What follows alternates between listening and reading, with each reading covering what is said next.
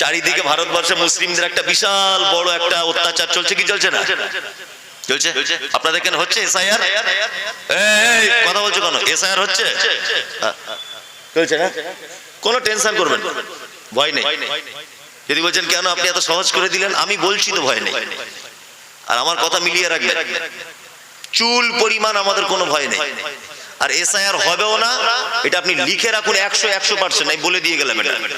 যদি বলছেন যে আপনি কি সরকারি কোনো লোক, না এটা বুঝতে পারছি এসআইআর হবে কি হবে না। বিহারে 4 লক্ষ লোকের নাম বাদ গেল। কত লোক? 4 লক্ষ।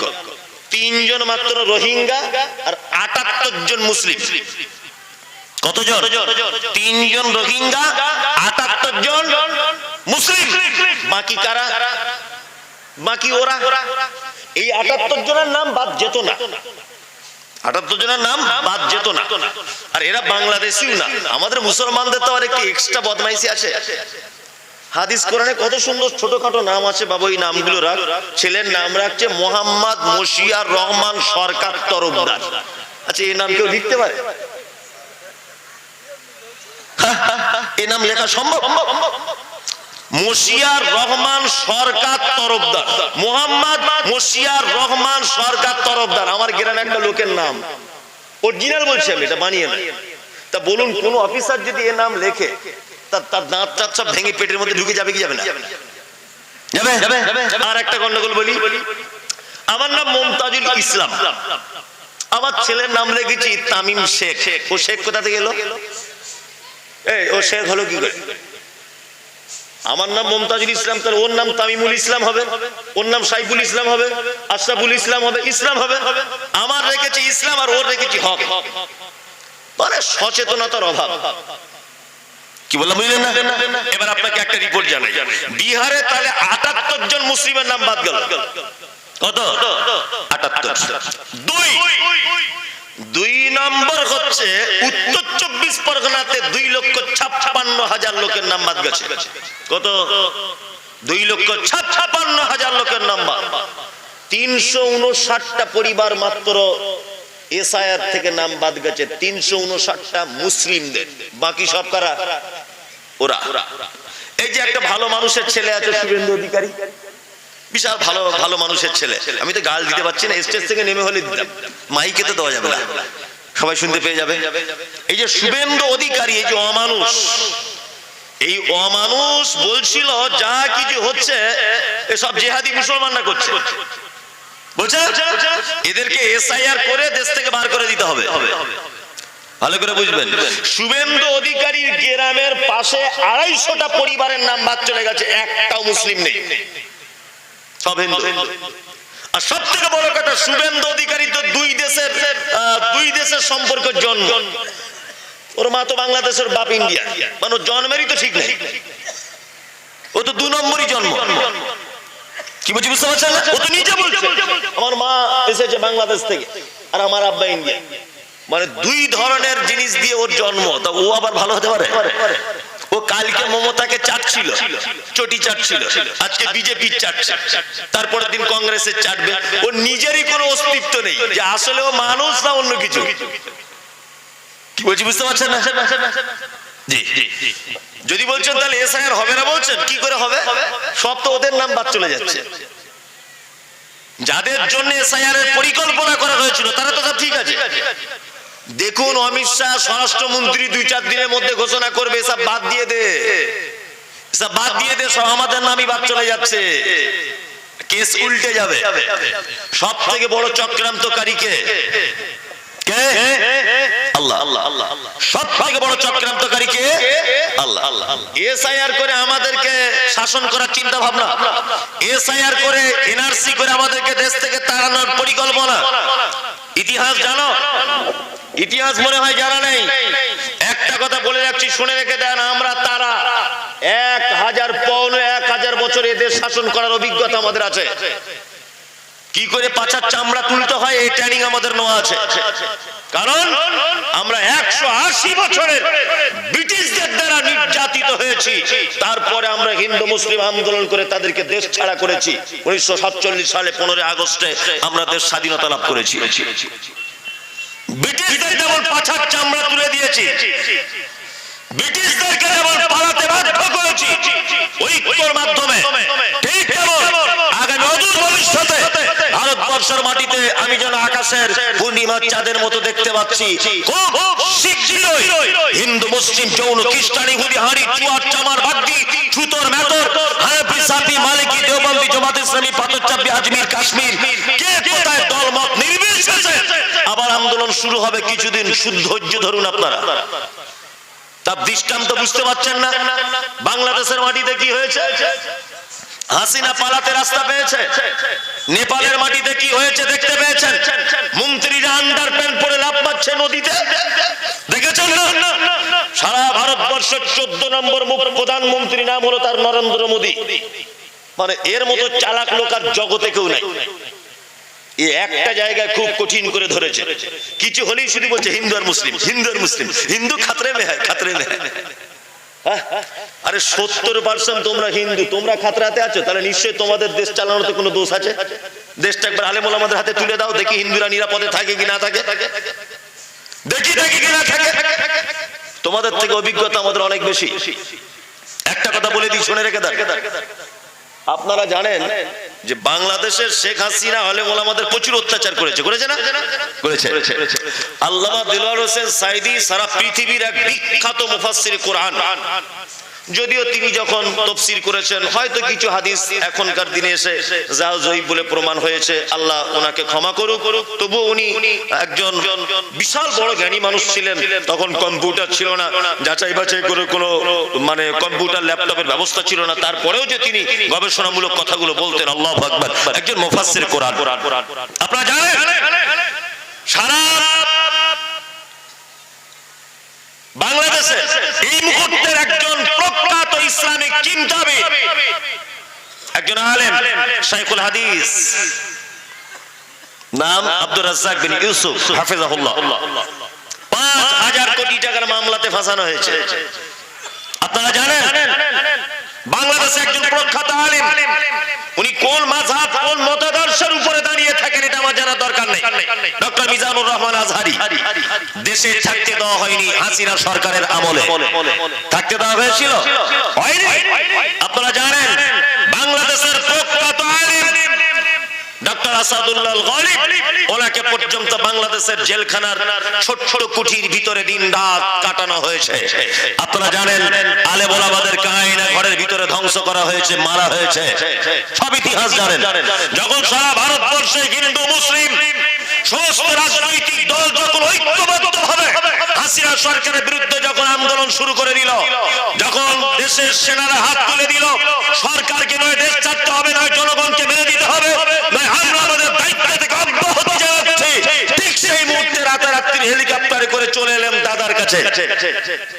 কি বললাম বুঝলেন না? দাদার কাছে চলে এলেন। বাংলাদেশের এই রিসেন্ট ইউনূস সরকার, ডক্টর ইউনূস সরকার, তিনি বাংলাদেশের সরকার শেখ হাসিনাকে ফাঁসির রায় দিয়ে দিয়েছেন। ওই জন্য আপনাকে বলি, শুনে রেখে দেন, কোরআনের বিরুদ্ধে যারা কথা বলেছে, আলেম ওলামাদের বিরুদ্ধে যারা কথা বলেছে, ইসলামের বিরুদ্ধে যারা দাঁড়িয়েছে, সাজা হয়তো দেরিতে হয়েছে, তবে হবেই। শেখ হাসিনা বাংলাদেশের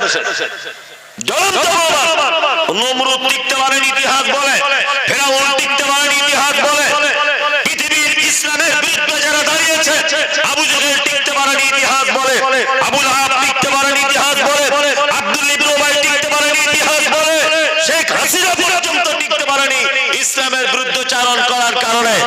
আজ পর্যন্ত যারা ভারতবর্ষের 30% মুসলিমদের সংখ্যালঘু নাম দিয়ে সুযোগ নিয়ে ওয়াকফের সম্পত্তি কেড়ে নেওয়া, বাবরি মসজিদ ভেঙে দেওয়া, এসআইআর করে দেশ ছাড়া করার, এনআইএ করে তাদেরকে কুক্ষিত করে রাখা, ডিটেনশন ক্যাম্প করে তাদেরকে ভরে দেওয়ার পরিকল্পনা করেন। আপনাদের কাছে একটা কথা বলে রাখছি, লা তাহজান ইন্নাল্লাহা মা'ানা, আমাদের সঙ্গে থাকেন কে? কে? আল্লাহ। আমরা সেই রবের প্রতি বিশ্বাসী যে রব ফেরাউনের কাছ থেকেও বাঁচিয়েছিলেন নবী মুসা আলাইহিস সালামকে। আমরা সেই রবকে বিশ্বাস বিশ্বাস করি যে রব ইব্রাহিম আলাইহিস সালামকে বাঁচিয়েছিলেন নমরুদের কাছ থেকে, আমরা সেই রবের প্রতি বিশ্বাস রেখে বলি যে ইমামদারদের পিছনে, মুসলিমদের পিছনে লেগে কোনো কাজ হবে না। আল্লাহু আকবার। আমি তো মাঝে মধ্যে অবাক হই, মানে এত অবাক হই যে এগুলো বলে কি করে। আমাদের কি কি সর্বনাশ করেছে জানেন? সর্বনাশটা বলি, ভারতবর্ষে আমাদের কি কি সর্বনাশ করে দিয়েছে দেখুন। নরেন্দ্র মোদী সরকার একটা জিনিস বুঝেছে যে 180 বছরের ক্ষমতা ব্রিটিশ, তাদেরকে তাড়িয়েছিল কারা? হিন্দু মুসলিম দলবদ্ধ ভাবে। ইতিহাস পড়েননি? বাদল, বিনয়, প্রফুল্ল, দীনেশ, ক্ষুদিরাম, এরা স্বাধীনতা আন্দোলনকারী ছিলেন। ঠিক অপর দিকে ছিলেন মাওলানা আশফাকুল্লাহ খান, ইসমাইল অমৃতসরী, মীর নিসার আলী, এরা ছিলেন না? ছিলেন। তার মানে হিন্দু মুসলিম যৌথভাবে আন্দোলন করে এদের স্বাধীনতা লাভ হয়েছিল, তাই তো? নরেন্দ্র মোদী সরকার এইটা বুঝতে পেরেছে, যদি হিন্দু আর মুসলমানদেরকে এক যদি করে দিই আর এদের যদি মূল মোহাম্মত ভালো থাকে, তাহলে আমারও পাছার চামড়া তুলে দিবে। ওই জন্য সব কাজে হিন্দু আর মুসলিম, সব কাজে হিন্দু আর মুসলিম, যাতে এরা কোনোদিন আর এক হতে না পারে। কি বললাম বুঝলেন না? যাতে কোনোদিন এক না হতে পারে। ওই জন্য এক দলের মন রাখার জন্য আর এক দলের সম্পদ হরণ করছে। কি বলছে বুঝতে পারছেন না? বলছে 500 বছর আগেকার ঐতিহ্যবাহী মসজিদ বাবরি মসজিদ, সুবহানাল্লাহ। কত বছর আগেকার? 500 বছর আগেকার মসজিদ বাবরি মসজিদ। সরকার বলছে এইটা মসজিদ ছিল না, এটা রামের জন্মভূমি, মুসলমানরা জোর করে এখানে মসজিদ করেছিল।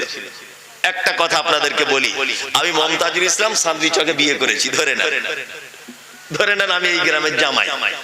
তা আমার এখন কোটি কোটি কোটি কোটি টাকা। কি বললাম বুঝলেন? লাঠি পাটিরও ক্ষমতা অনেক বেশি। তা আমি এই গ্রামের জামাই বলে, টাকার ক্ষমতা, পার্টির ক্ষমতা আছে বলে আমি শফিকুলের 4 কাঠা জমি দখল করে ওখানে একটা মসজিদ করেছি। 4 কাঠা জমি দখল করে ওই মসজিদ আগামী শুক্রবারে উদ্বোধন হবে। আপনারা কেউ যাবেন নামাজ পড়তে? বলুন, সবাইকে দাওয়াত দিচ্ছি, যাবেন? ওই কারা কারা যাবেন না বলছেন? যাবেন আপনারা? কেন যাবেন না? জোর করে জায়গা দখল করলে ওখানে মসজিদে নামাজ পড়া যায় না। আচ্ছা, এটা কি কোনোদিন ভাবা যায়? কোনোদিন যে মুসলিমরা জোর করে জায়গা দখল করে বা কোনো মন্দিরকে ভেঙে সেখানে মসজিদ নির্মাণ করবে আর সেখানে মুসলিমরা নামাজ পড়বে, এটা হয়? হয় না। আর একটা কথা বলি, প্রত্যেক ধর্ম অনুযায়ী তার ধর্মের স্থানকে পবিত্র স্থান বলা হয়, হয় না? আমরা মসজিদকে বলি পবিত্র জায়গা, হিন্দু ভাইরা মন্দির পবিত্র জায়গা। তা আমি বলছি, যখন একটা মেয়ের বাচ্চা হয় তখন সেই মেয়েটা অনেক সময় উলঙ্গ হয়ে যায়, তার লজ্জাস্থান দিয়ে রক্ত খনন হয়, তাই না? তাহলে এটা একটা দৃষ্টিকোণ থেকে খারাপ, তাই না? আচ্ছা, আমার স্ত্রীর যদি এখন পেটে যন্ত্রণা শুরু হয় বাচ্চা হওয়ার জন্য, তা আমার স্ত্রী মসজিদ পবিত্র জায়গায় মসজিদে বাচ্চা ডেলিভারি দিতে যাবে না কোন হসপিটালে যাবে? হসপিটালে যাবে। আমি বলছি, মন্দির যদি পবিত্র জায়গা হয়, তা রামের মায়ের যখন প্রসব বেদনা শুরু হয়, তা রামের মা অন্য কোন জায়গা পায়নি, মন্দিরের ভিতরে ঢুকেছিল বাচ্চা জন্ম দিতে। আর একটা কথা আপনাদেরকে বলি, এই কথা কে বলবে? ভারতবর্ষের রবীন্দ্রনাথ ঠাকুর, বিশ্বকবি, উনি কবে জন্ম হয়েছেন, কবে মৃত্যু হয়েছেন ইতিহাস পাওয়া যায়। কাজী নজরুল, ওনার ইতিহাস পাওয়া যায়। মাইকেল মধুসূদন দত্ত, ওনার ইতিহাস পাওয়া যায়। ভারতের পরমাণু বিজ্ঞানী আব্দুল কালাম আজাদ, ওনার জন্ম মৃত্যুর ইতিহাস পাওয়া যায়। আমার বড় জানতে ইচ্ছা করে যে রামের জন্ম হয়েছে মন্দিরের ভিতরে, এটা ইতিহাস লেখা হলো। রামের জন্ম হয়েছে, ইতিহাস পাওয়া গেল। রামের মৃত্যু হয়েছে কোথায়, ইতিহাস পাওয়া যায় না কেন? সারা ভারতবর্ষের একটা চটি বইয়ে কোথায় লেখা নেই যে রামের মৃত্যু হয়েছে কোথায়। গুগলে সার্চ করবেন, তাও নেই। এই প্রশ্ন যখন আমি কলকাতা রানী রাসমণি রোডে বক্তব্য রাখতে গিয়ে বলেছি, কথা একদম ডাইরেক্ট বলেছে ওখানে, তা তখন একজন ডাক্তার আমাকে বলছে, ভগবান কোনদিন মরে হুজুর? তার ডেট খুঁজে পাওয়া যাবে না। বললাম, ভগবান মরে না ঠিক আছে, তা ভগবান মায়ের পেটে ছিল কেমন করে? মায়ের পেটে কেমন করে থাকে ভগবান? আশ্চর্য ব্যাপার না? এদিক ওদিক করে মোটামুটি বাবরি মসজিদটাকে নিয়ে নিল। ভালো করে বুঝবেন। বাবরি মসজিদ নেওয়ার পরে এবারে রাজনীতিতে কিছু করতে হবে। আর ও নরেন্দ্র মোদী সরকার এমনি পরের জিনিসের লোভ বেশি, নিজের বইয়ের খোঁজ খবর নেয়, হাসিনার সাথে খুব প্রীতি, না ও পরের জিনিসের উপরে লোভ বেশি ওর, আর নিজের মাল পছন্দ হয় না। কি বললাম বুঝলেন? ওই জন্য দেবত্ব সম্পত্তি আছে হিন্দু ভাইদের, দেবত্ব সম্পত্তি লক্ষ লক্ষ বিঘা জমি, ওই সম্পত্তিতে টার্গেট নেই। টার্গেট কোথায়? ওয়াকাফ সম্পত্তিটা নিতে হবে, ওইটা একবার ওয়াকাফ সম্পত্তিটা নিয়ে নিতে হবে। আল্লাহু আকবার। আপনারা জানেন ইতিহাস কে বলবে? ব্রিটিশরা এদের শাসন করেছে 180 থেকে 200 বছরের কাছাকাছি, তখনও কিন্তু ওয়াকাফ ছিল। ভালো করে বুঝবেন, ওয়াকাফটা ছিল কিভাবে? এলোমেলো। তবে ব্রিটিশদের একটা বৈশিষ্ট্য ছিল যে ব্রিটিশরা ওয়াকাফ সম্পত্তিতে হস্তক্ষেপ করেনি। ভালো করে বুঝবেন, মুসলিমদেরকে কিছু দিতে পারেনি, কিন্তু মুসলিমদের সম্পদ নষ্ট তারা করেনি। 1947 সালে 15 আগস্ট যখন দেশ স্বাধীনতা লাভ করে, ভালো করে বুঝবেন, 1947 সালে দেশ স্বাধীন হলো। 1957 সালে এসে ফার্স্ট টাইম কংগ্রেসের পিরিয়ডে ওয়াকাফকে বোর্ড হিসাবে গঠন করা হয়। যে সম্পত্তিটা এলোমেলো করা আছে, 1957 সালে এসে কংগ্রেসের পিরিয়ডে এইটাকে একটা বোর্ডের মাধ্যমে পরিচালনা করার ব্যবস্থা করা হয়। সেই থেকে নিয়ে 2024 সাল 23 সাল পর্যন্ত, 24 সাল পর্যন্ত সেই 1947-57 সালের আইন অব্যাহত তো ছিল এবং সেই মোতাবেক বোর্ড দ্বারাতেই পরিচালনা হচ্ছিল। এখন এ দেশের সরকার এসে সব চিন্তা ভাবনা গবেষণা করে দেখছে যে ভারতবর্ষের দ্বিতীয় ইনকামের রাস্তা হচ্ছে মুসলিমদের ওয়াকাফের সম্পত্তি। ভালো করে বুঝবেন, কত সম্পত্তি, কত সারা ভারতবর্ষের ইতিহাস বাদ দিয়ে দেন, সারা ভারতবর্ষের নলেজ আমার অতটা নেই। আমি যে বাংলাতে বসবাস করি, বাংলাতে জানেন পশ্চিম বাংলাতে ওয়াকাফের যে সম্পত্তি আছে, এই সম্পত্তির পার বছরে ইনকামের যে রাস্তা বা ইনকাম যা হয়, তাতে করে প্রায় 800 কোটি টাকার কাছাকাছি প্রত্যেক বছর ইনকাম করা সম্ভব। 800 কোটি টাকা। রাজ্য সরকার মমতা ব্যানার্জি ইমাম সাহেব মুয়াজ্জিমদের ভাতা দেন 230 কোটি টাকা। বাকি এ টাকা যায় কোথায়? মমতা তো আজকে 5 বছর আগে ভাতা চালু করেছেন বা 6 বছর আগে, এর আগে বাম ফন্ডের আমলে 1 টাকা খরচা করা হয়নি। আমাদের যে প্রত্যেক বছরে কলকাতার সম্পত্তির ইনকাম 800 কোটি টাকা, যদি এই সমস্ত সম্পদগুলো মুসলিম মানে মুসলিমদের মাঝখানে যদি খরচা করা হতো, তাহলে মুসলিমরা আজকে চাঁদে জায়গা কিনতে সক্ষম হতো। গোদা বাংলায় বলছে এটা। হাজী মোহাম্মদ মহসিন আজ থেকে 97 বছর আগে, আজ থেকে 110 বছর আগে হাজী মোহাম্মদ মহসিন তার নিজস্ব সম্পদ, তার বোনের কাছ থেকে পাওয়া সম্পদ, তার নিজের শ্বশুরের সম্পদ মিলিয়ে আজ থেকে 100-150 বছর আগেকার ইতিহাস বলছি, তখনকার দিনে 200 কোটি টাকার কাছাকাছি মুসলিমদের জন্য ওয়াকফ সম্পত্তি দান করেছিলেন। তার বর্তমান মূল্য 12 লক্ষ হাজার কোটি টাকার কাছাকাছি। এ সম্পত্তি গেল কোথায়? আমরা এসআইআর করে দেশ ছেড়ে চলে যাব, তোমার পাছার চামড়া তুলে দিব। সারা দেশে আমার সারা দেশে রক্তর ছোঁয়া আজও পর্যন্ত আছে। সারা দেশে লাল কেল্লা পড়ে আছে, বাবরি মসজিদ পড়েছিল, আমাদের হাজারদুয়ারি পড়ে আছে, তাজমহল পড়ে আছে, কুতুব মিনার পড়ে আছে, দিল্লি জামে মসজিদ পড়ে আছে। সারা ভারতবর্ষের ঐতিহ্যবাহী সমস্ত সম্পদ আমাদের রাখা আছে। হায়দ্রাবাদের চারমিনার পড়ে আছে, কলকাতার নাখোদা মসজিদ, কলকাতার টিপু সুলতান মসজিদ, মালদার আদিনার মসজিদ, সমস্ত মুসলিমদের ঐতিহ্যবাহী সম্পদ। এত কিছু চোখের সামনে ভাসার পরেও যারা বলছে এসআইআর করে দেশ ত্যাগ করতে হবে, তাদেরকে সবুজ চশমা খুলে দেওয়ার দিন এসেছে। আগামী দিন হিন্দু মুসলিম যৌথ আন্দোলন করে এদের পাছার চামড়া ছাড়ানো হবে। মাথায় রাখবেন, এটা মাথায় রাখবেন। কি অবস্থা সম্পত্তিটা নিয়ে নিল।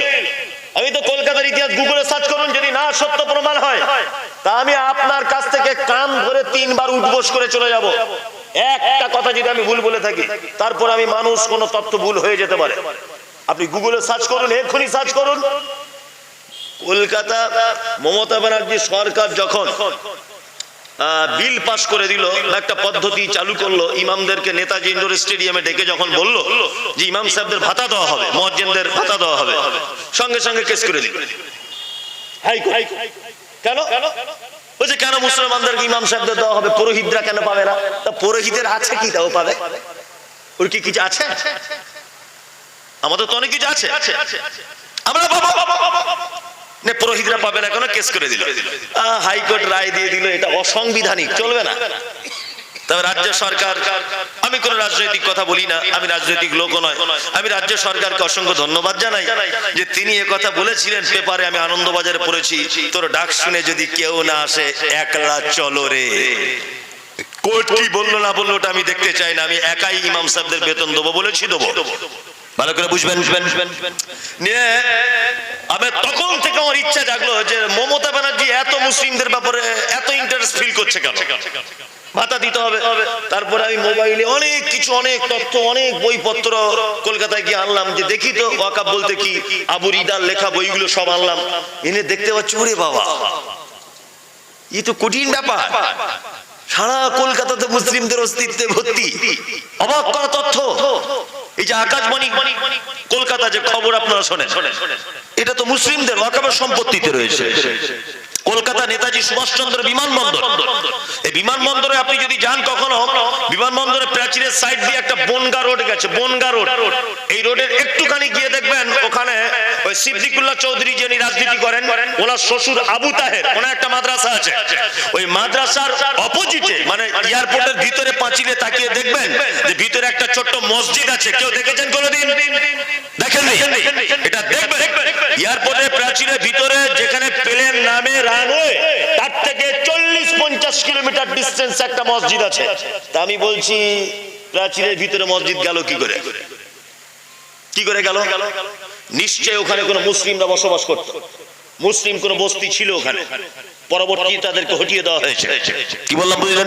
তদন্ত করে দেখলাম প্রায় 47 থেকে 48 একর জমি এয়ারপোর্টের ভিতরে শুধু মুসলিমদের।